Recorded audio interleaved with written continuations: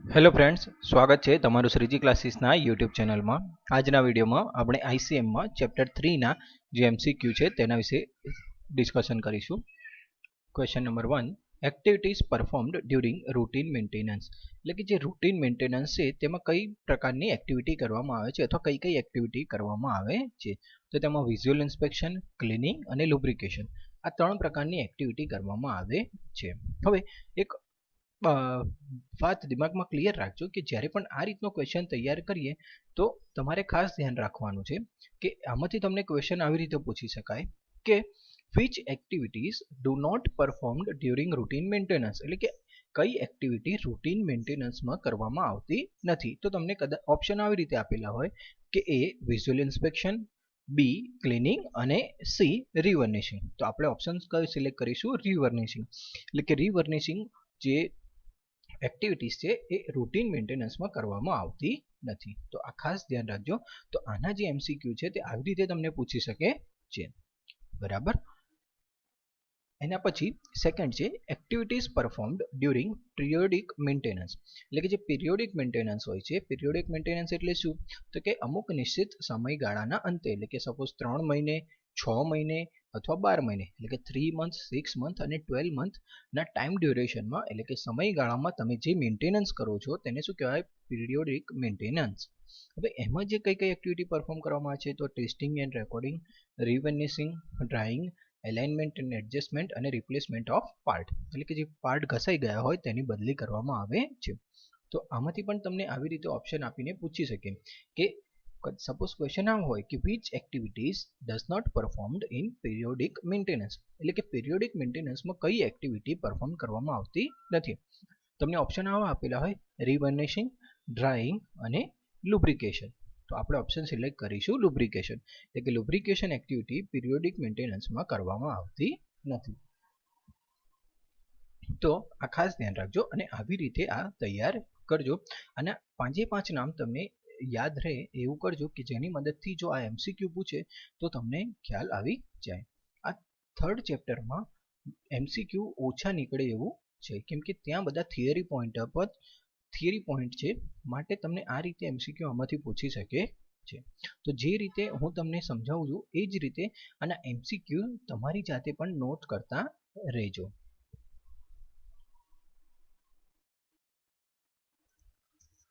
એના પછીનો question activities performed during preventive maintenance. એટલે કે પ્રિવેન્ટિવ મેન્ટેનન્સમાં કઈ કઈ એક્ટિવિટી કરવામાં આવે છે તો કે વિઝ્યુઅલ ઇન્સ્પેક્શન, પછી cleaning, lubrication, testing and recording, revarnishing, drying, alignment and adjustment and replacement of part. હવે આમાં ઓપ્શન આવી રીતે આપેલા હોય કે suppose A visual inspection, 3 lubrication અને B or both of them. તો આપણે આન્સર સિલેક્ટ કરીશું બોથ ઓફ ધેમ. તમે ધ્યાનમાં રાખજો કે જે પિરિયોડિક મેન્ટેનન્સ અને રૂટીન મેન્ટેનન્સ છે બંને એક્ટિવિટીને તમે કમ્બાઈન કરશો, બંને એક સાથે લખી દેવાની, એટલે કયું મેન્ટેનન્સ થઈ જશે? Preventive maintenance. ખાસ ધ્યાન રાખજો, એને શું કહેવાય? Preventive maintenance. તમને બે મેન્ટેનન્સ વચ્ચે ખાસ ખ્યાલ હોવો જોઈએ કે પ્રિવેન્ટિવ મેન્ટેનન્સ એટલે શું?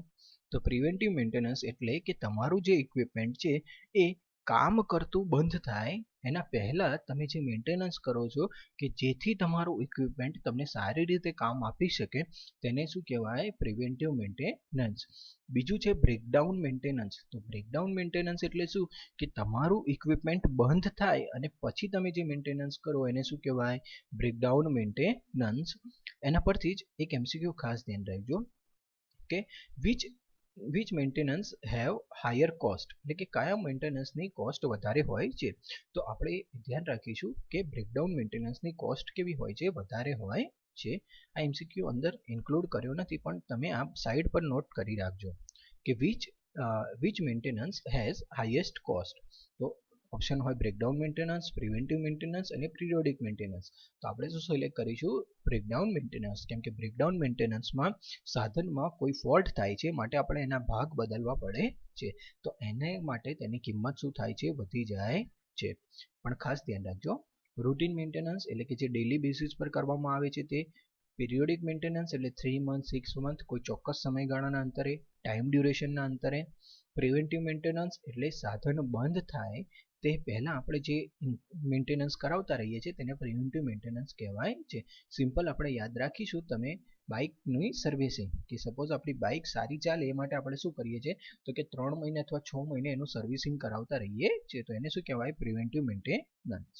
અને બ્રેકડાઉન મેન્ટેનન્સ એટલે કે સપોઝ કોઈ દિવસ આપણી બાઇક બંધ પડી ગઈ હોય અને પછી જે આપણે તેનું મેન્ટેનન્સ કરાવીએ તો એને શું કહેવાય બ્રેકડાઉન મેન્ટેનન્સ. તો આ ખાસ ધ્યાન રાખજો અને જે ક્વેશ્ચન મેં તમને કીધા એ પણ નોટ કરી રાખજો. એ ખાસ ધ્યાન રાખજો કે આ જે ચેપ્ટર છે તેમાં MCQ ઘણા ઓછા નીકળે છે, તેમ છતાં મેં મારી રીતે MCQ નીકાળવાનો પ્રયત્ન કર્યો છે. જેટલા બને એટલા MCQ વધારે નીકાળ્યા છે, પણ આનાથી પણ વધારે MCQ આપણે તૈયાર કરીએ એવો ટાર્ગેટ રાખવાનો છે. If proper maintenance of transformer done then useful life of it, એટલે કે જો ટ્રાન્સફોર્મરનું પ્રોપર મેન્ટેનન્સ કરવામાં આવે, યોગ્ય રીતે તેનું મેન્ટેનન્સ કરવામાં આવે તો તેની જે ઉપયોગી લાઈફ હોય છે, ઉપયોગી આયુષ્ય હોય છે કેટલું હોય છે તો કે 20 થી 25 વર્ષ હોય છે. ખાસ ધ્યાન રાખજો.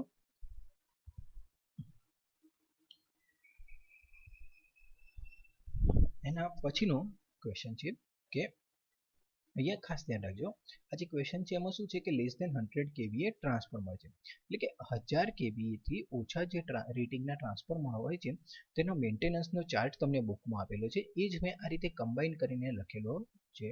તો ખાસ ધ્યાન રાખજો. અહીં ફરીથી લેસ ધેન 1000 kVA ટ્રાન્સફોર્મર માટેનો છે. હવે આમાંથી તમને કઈ રીતે ક્વેશ્ચન પૂછી શકે તો ખાસ ધ્યાન રાખજો કે આમાંથી સૌથી પહેલા તો તમારે આ જે નામ લખ્યા છે એ નામ વધારે યાદ રાખવાનો પ્રયત્ન કરજો કે અવરલી બેઝ પર, એટલે કે દર કલાકે કઈ વસ્તુ ચેક કરવામાં આવે તો કે કરંટ, વોલ્ટેજ અને વાઇન્ડિંગ અને ઓઇલનું ટેમ્પરેચર. એટલે કલાકના બેઝ પર ડેઇલી એટલે કે રોજબરોજ બ્રીધર ચેક કરવામાં આવે છે. ઓકે, હા, આના પછી હજુ એક ક્વેશ્ચન આપણે લખીશું કે બ્રીધરનો ફંક્શન શું છે, આપણે બાજુમાં નોટ કરી રાખજો, આ લખેલો નથી કે બ્રીધરનો ફંક્શન શું છે તો કે બ્રીધર મોઇશ્ચર એબ્સોર્બ કરે છે. ખાસ ધ્યાન રાખજો, બ્રીધર શું કરે છે તો કે મોઇશ્ચર એબ્સોર્બ કરે છે. પછી મંથલી બેઝિસ પર તો કે ઓઇલ લેવલ ચેક કરવાનું અને એના કનેક્શન ચેક કરવાના. 3 મંથમાં તો કે બુશિંગ ચેક કરીશું. 6 મંથ પર કેબલ બોક્સ ચેક કરીશું. યરલી એટલે કે વર્ષ દરમિયાન કઈ એક્ટિવિટી તો કે ટ્રાન્સફોર્મરનું ઓઇલ ચેક કરીશું, એનો અર્થ રેઝિસ્ટન્સ ચેક કરીશું, રિલે એલાર્મ ચેક કરીશું. 2 વર્ષે શું ચેક કરીશું તો કે એની કોર ચેક કરીશું. અને 5 યર્સ 5 વર્ષે શું કરીશું તો કે કમ્પ્લીટ એને ફરીથી આખું ચેક કરવાનું રહેશે અને એના ઇન્ટરનલ ફોલ્ટ જોવાના રહેશે. તો આ પ્રમાણે અલગ અલગ એક્ટિવિટી કરવામાં આવે છે. તો આમાંથી પણ ક્વેશ્ચન તમને એવી જ રીતે પૂછશે કે which activities performed during 6 months of 1000 kVA transformer maintenance, એટલે કે લેસ ધેન 1000 kVA ના ટ્રાન્સફોર્મરના મેન્ટેનન્સમાં 6 મહિને કઈ એક્ટિવિટી પરફોર્મ કરવામાં આવે છે. તો એમાં ઓપ્શન તમને આપી દીધા હોય કે ટ્રાન્સફોર્મર ઓઇલ, અર્થ રેઝિસ્ટન્સ અને કેબલ બોક્સ. તો શું કરીશું આપણે કેબલ બોક્સ. તો આવી જ રીતે આ બધા જ નામ યાદ રાખજો કે જેથી તમને આમાંથી કોઈ MCQ પૂછે તો તમને આવડી જાય. આવી જ રીતે મોર ધેન 1000 kVA વાળો ચાર્ટ પણ આપેલો છે તમને, તો એ પણ તમે તૈયાર કરજો. જો ના થાય તો વાંધો નહીં, આપણે આ એક જ ચાર્ટ તૈયાર કરીશું, બરાબર. પણ આ ચાર્ટ તૈયાર કરો તો કમ્પ્લીટ તૈયાર કરજો. જેમ કે ફરીથી ક્વેશ્ચન પૂછું છું કે which activities performed during 2 year for maintenance of transformer. તો એની કોર ચેક કરવામાં છે. તો ઓપ્શન આવા હોય કે કોર, ટોટલ ચેક અને ઇન્ટરનલ ફોલ્ટ. તો આપણે શું સિલેક્ટ કરીશું કોર. અહીંયા ખાસ ધ્યાન રાખજો, તમને MCQ એવા આપેલા હશે, MCQ ના ઓપ્શન એવા હશે કે તમે એમને વાંચીને કન્ફ્યુઝ થાવ. એટલા માટે કહું છું કે ખાસ એવી રીતે તૈયાર કરજો કે જેથી કન્ફ્યુઝ થાવ નહીં. એના પછી colour of new silica gel, તમને કીધું એ પ્રમાણે કે સિલિકા જેલનું કામ શું છે. અચ્છા, સૌથી પહેલા તો સિલિકા જેલ ક્યાં વપરાય છે તો તે બ્રીધરમાં વપરાય છે. ખાસ ધ્યાન રાખજો, સિલિકા જેલ ક્યાં વપરાય છે બ્રીધરમાં. સિલિકા જેલ યુઝડ એટ, એવું કરીને એક ઓપ્શન આપણે એક MCQ વધારે લખી દઈએ કે silica gel use at blank કરીને તો બ્રીધરમાં વપરાય છે.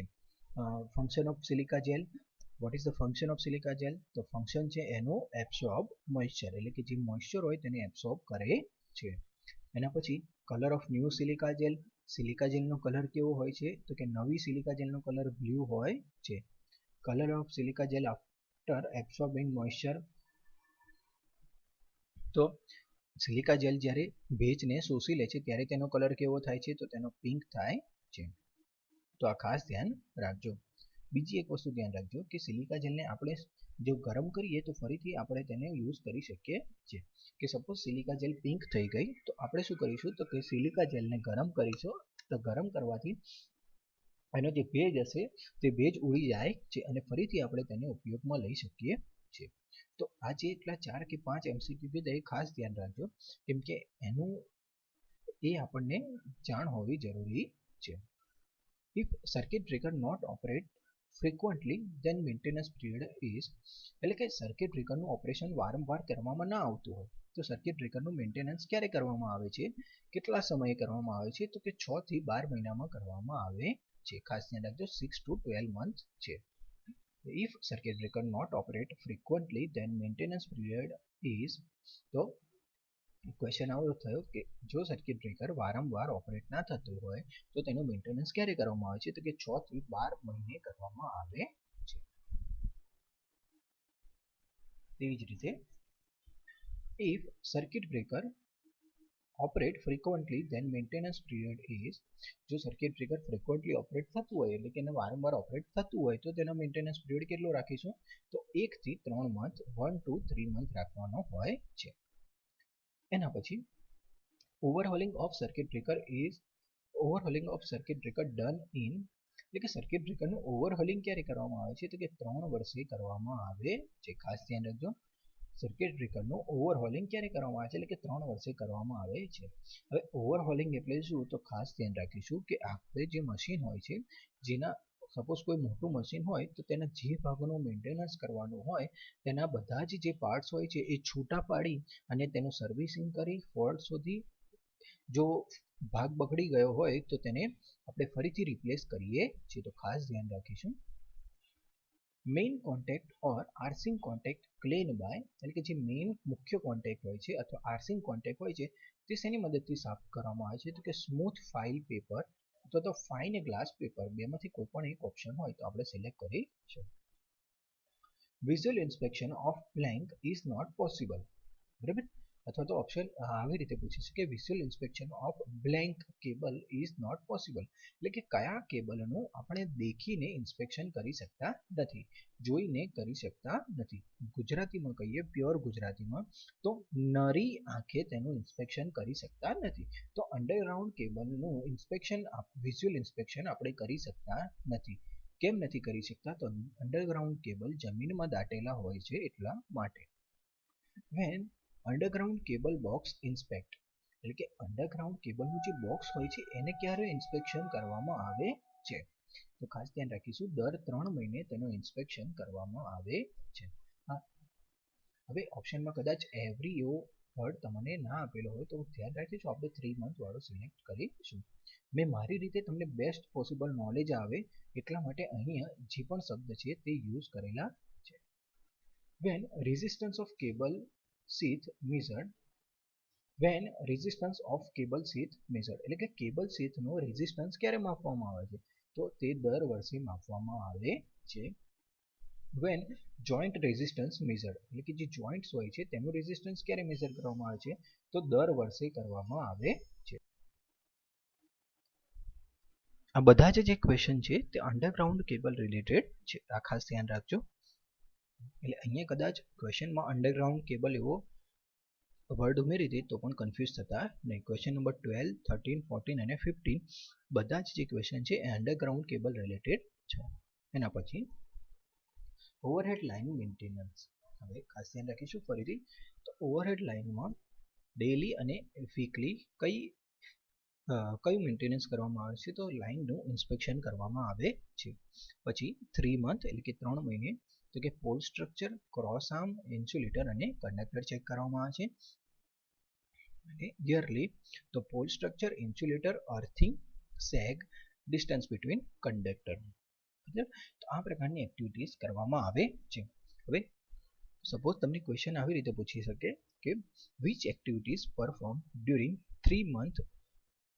3 month maintenance of overhead line. તો ઓપ્શન તમને આપી દે લાઇન ઇન્સ્પેક્શન, પછી ઇન્સ્યુલેટર ચેકિંગ અને પોલ સ્ટ્રક્ચર. તો આપણે ચેક કરીશું પોલ સ્ટ્રક્ચર. બરાબર. તો આ રીતે આનો ક્વેશ્ચન પૂછી શકે છે.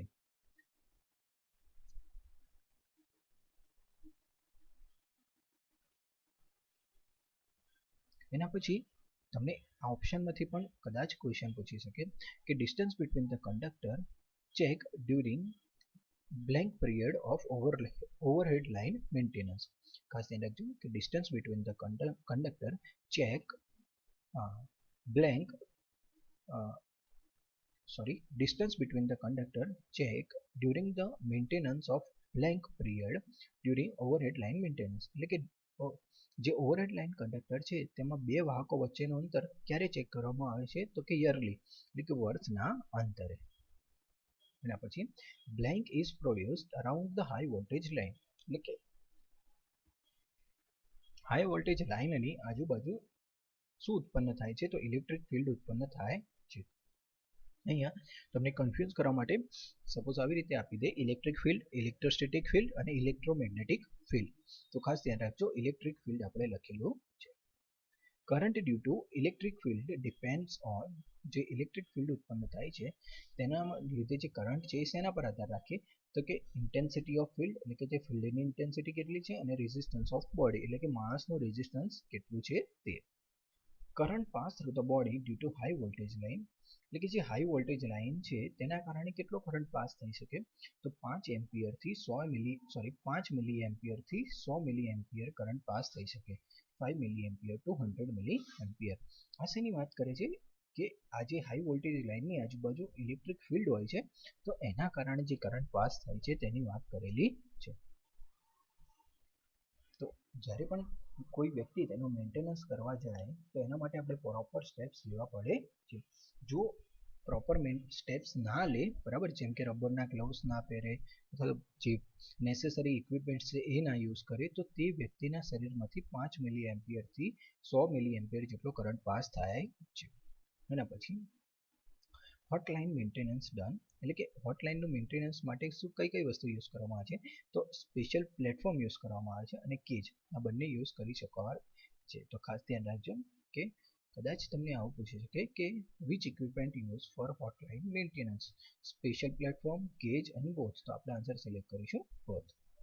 એના પછી સ્ટોરેજ બેટરી મેન્ટેનન્સ, તો એના માટે પણ આપણે આ રીતે શેડ્યુલ છે કે ડેલીમાં વોલ્ટેજ ચેક કરવા અને એને ક્લીન કરવું, વીકલીમાં કનેક્ટર અને વેન્ટ પ્લગ ચેક કરવા, મંથલીમાં ઇલેક્ટ્રોલાઇટ લેવલ, વોલ્ટેજ અને ટર્મિનલ અને ક્લીન, યરલીમાં સ્પેસિફિક ગ્રેવિટી અને container.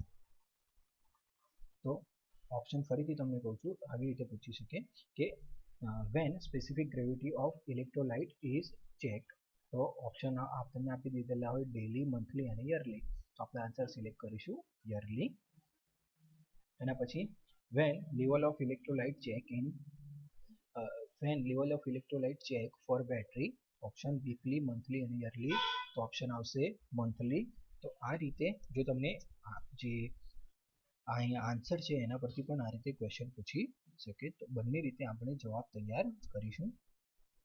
If winding insulation get damaged then which fault arise, એટલે કે જે વાઇન્ડિંગનું ઇન્સ્યુલેશન ડેમેજ થઈ જાય તો કયા ફોલ્ટ થાય તો બે પ્રકારના ફોલ્ટ થાય, શોર્ટ સર્કિટ અને અર્થ ફોલ્ટ. હવે ખાસ ધ્યાન રાખીશું કે કદાચ તમને આવો ઓપ્શન આપે શોર્ટ સર્કિટ, અર્થ ફોલ્ટ અને બોથ, તો આપણે બોથ સિલેક્ટ કરીશું, બરાબર. પણ કદાચ તમને આવો ઓપ્શન આપે short circuit, internal short circuit અને ઓવર કરંટ, તો આપણે શું સિલેક્ટ કરીશું short circuit, internal short circuit અને ઓવરલોડ. તો આપણે સિલેક્ટ કરીશું short circuit. Transformer earth resistance should measure, એટલે કે જે ટ્રાન્સફોર્મરનો અર્થ રેઝિસ્ટન્સ હોય છે તે ક્યારે મેઝર કરવો જોઈએ તો કે યરલી, એટલે કે એક વર્ષમાં એને મેઝર કરવો જોઈએ. If induction motor revarnishing not done properly then which fault arise, તો અર્થ ફોલ્ટ arise થાય છે. જે ઇન્ડક્શન મોટર છે તેનો રીવર્નિશિંગ તમે પ્રોપરલી ના કરો તો કયો ફોલ્ટ ઉત્પન્ન થાય તો અર્થ ફોલ્ટ ઉત્પન્ન થાય છે. If contact of starter and control gear not maintained properly then, જે સ્ટાર્ટર અને કંટ્રોલ ગિયરના કોન્ટેક્ટ છે એ બરાબર મેન્ટેન ના કરવામાં આવે તો શું થાય તો કે જે કોન્ટેક્ટ હોય છે એ વોર્ન આઉટ થાય, ઘસાઈ જાય અથવા તો ચવાઈ જાય છે. અને એના કારણે શું થાય છે તો જે લાસ્ટ ઇન્સિડન્ટ હોય એ આપણી મોટરમાં ફાયર પણ થઈ શકે છે એટલે કે આગ પણ લાગી શકે છે. તો મેજર કન્સિક્વન્સીસમાં શું થાય તો કે આગ લાગી શકે છે. તો આ ખાસ ધ્યાન રાખજો. What will happen if air gap is not maintained between stator and rotor? What will happen if air gap is not maintained between stator and rotor? એટલે કે સ્ટેટર અને રોટરમાં એર ગેપ ના મેન્ટેન કરવામાં આવે તો શું થાય છે તો કે મેગ્નેટિક અનબેલેન્સ થાય છે. તો આ ખાસ ધ્યાન રાખીશું. ઓપ્શન આ હોય ઓવરલોડ, શોર્ટ સર્કિટ અને મેગ્નેટિક અનબેલેન્સ. તો કઈ રીતે યાદ રાખશો તો કે જ્યારે પણ એર ગેપ મેન્ટેન ના કરવામાં આવે તો મેગ્નેટાઇઝિંગ કરંટ પાસ થાય છે અને જેના કારણે શું ઉત્પન્ન થાય છે મેગ્નેટિક અનબેલેન્સ ઉત્પન્ન થાય છે. તો આ રીતે ઇફેક્ટ કરે છે. તો ખાસ ધ્યાન રાખજો. તમે અહીંયા જુઓ છો કે થર્ડ ચેપ્ટર માટે માત્ર 26 એમસીક્યુ નીકળ્યા છે, પણ તમે જ્યારે આ રીતે મેં તમને કીધું એ પ્રમાણે જ્યારે એના એમસીક્યુ બનાવશો તો તમે આના મોર ધેન 50 એમસીક્યુ પણ નીકાળી શકો છો. તો આપણે થોડું સ્માર્ટ વર્ક કરીશું અને જન્મથી વધારે એમસીક્યુ પૂછાઈ શકે તે જલ્દી તૈયાર કરીશું. જેમ કે સપોઝ આ સ્ટોરેજ બેટરી છે તો તમારે યાદ રાખવાનું પણ ઓછું છે અને આમાંથી એક એમસીક્યુ પૂછાઈ શકે છે. તો આ પહેલા તૈયાર કરો તમે. પછી એવી જ રીતે ઓવરહેડ લાઇનનું મેન્ટેનન્સ છે, આમાં પણ યાદ રાખવાનું તમારે ઓછું છે અને એક એમસીક્યુ પૂછવાની સંભાવના છે. તો આ પણ આપણે ખાસ તૈયાર કરીશું. અહીંયા તમે જુઓ છો તમારે યાદ રાખવાનું વધારે છે, પણ આપણે શું કરીશું તો કે જેમાં એક એક નામ હોય એ સૌથી પહેલા તૈયાર કરવાનો ટાર્ગેટ રાખજો. કેમ કે એક એક નામવાળા જે એમસીક્યુ છે એ પૂછાવાની પોસિબિલિટી વધારે હોય છે. આ જે વધારે નામ હોય એના કમ્પેરિઝનમાં એક એક નામવાળા જલ્દી પૂછી શકે છે, જેનાથી એમસીક્યુ સરળતાથી બની જાય. તો આ રીતે ખાસ ધ્યાન રાખજો અને એવી જ રીતે તૈયાર કરજો કે જેની મદદથી તમે વધારે માર્ક સ્કોર કરી શકો. Thank you.